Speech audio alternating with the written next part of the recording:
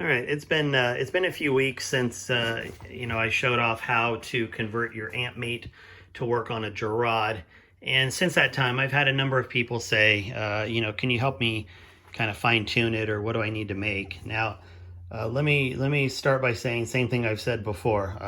I am not a machinist. I don't have a 3D printer, although I'm working on that. So everything I do is with wood because I'm halfway competent with wood. So that being said, I'll explain some things in a minute.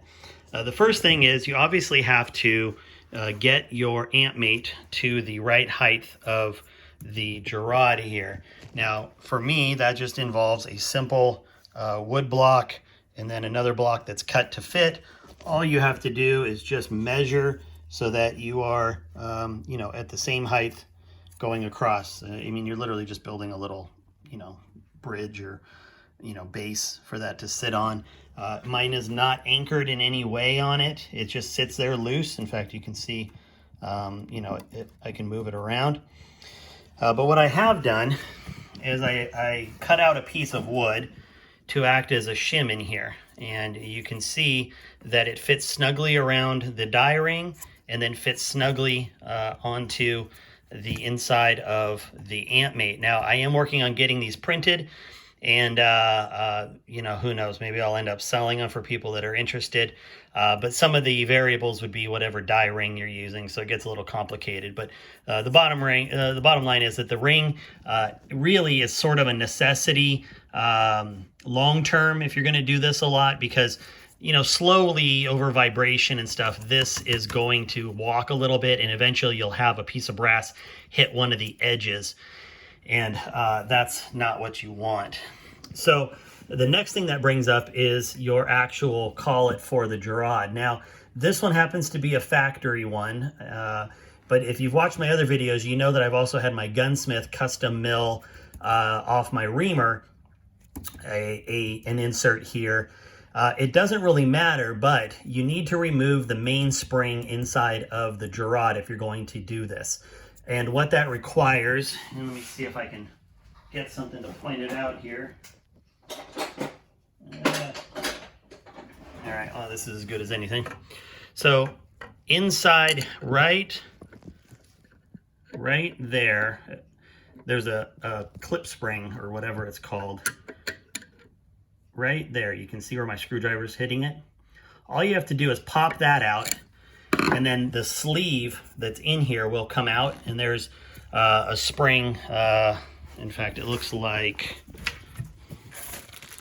this. All right, so that spring will come out of the factory callit. And the reason you need to do that is because the amp mate will not have enough pressure to push that spring down. So this way the sleeve just stays in the down position. Now, I did have a few where the brass comes in at just barely an angle and catches that collar and pulls it up. My gunsmith is working on, cutting me a sleeve. This happens to be for a new caliber I'm doing, which is .284 Shane. So I don't have one yet. All I have is the factory one here.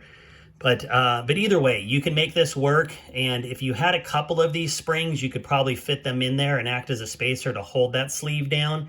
But anyway, there's a couple ways around it. But no matter what, you won't be able to use this method with the main spring in there.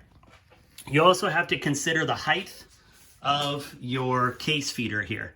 So I happen to have, there's all of this play up inside of the Dillon, and my homemade stand is all the way up about here. But when I use it on my actual amp, it's like here, because the amp sits, probably another 1.5 inches, 1 3/4 above where the Giraud does. So if you're going to build a stand like this, make sure that you give yourself enough room so that you can adjust it for both uses, and that's really important.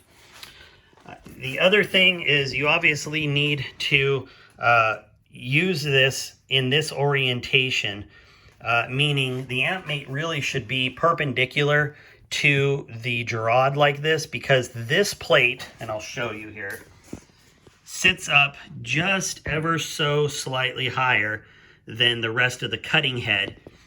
and the amp mate is just a little too wide to sit inside, this way.